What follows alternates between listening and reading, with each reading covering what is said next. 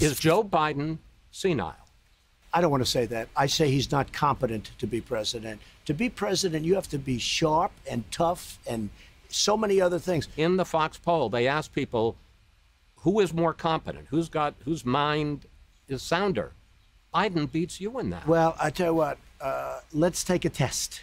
Let's take a test right now.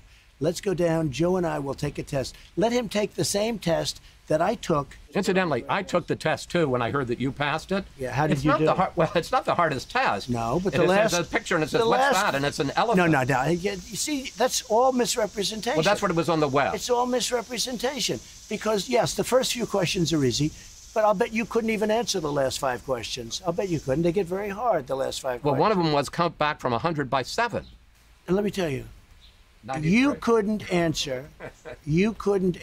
All right, what's the question? Many of the questions. I'd get you the test. I'd like to give it. But I guarantee you that Joe Biden could not answer those questions. Okay? That was absolutely incredible. Chris Wallace, he's so good. He's better than a lot of CNN, MSNBC journalists, even though he works for Fox News. It's unbelievable. He's so prepared. And just the way he was like, showed the picture of the elephant, like, you think this is hard? You think this is hard? You're going to brag about this cognition test? In a normal election, what Trump's trying to do might play. You know, Joe Biden has clearly declined mentally. He confused his sister and his wife on Super Thursday. He called Super Tuesday. Just another gaffe. And his quick anger, his forgetting things, his slurred speech. Okay, if this were 2016... yeah, that might work. That playbook might be effective, but it's not.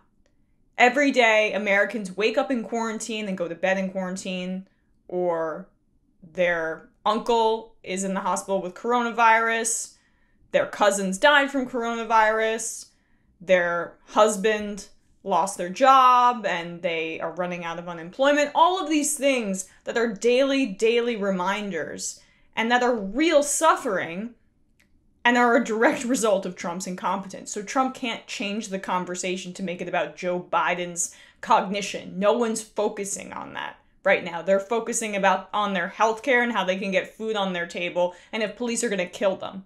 I mean, Trump can't change the narrative there. Those are too big for him to market himself out of it. And so the Biden thing doesn't play. And by the way, let's just get back to that cognitive test for a second. That was not like an IQ test. That was an Alzheimer's test that he was bragging about. The Montreal Cognitive Assessment, which NBC reported in 2018 is the screening the president took as a part of an annual physical, is back in the news now after Trump repeatedly argued with Fox News anchor Chris Wallace about the exam during a Sunday interview. While the president insisted that the final 5 questions get very hard, according to exam instructions, the MOCA is designed as a rapid screening instrument for mild cognitive dysfunction.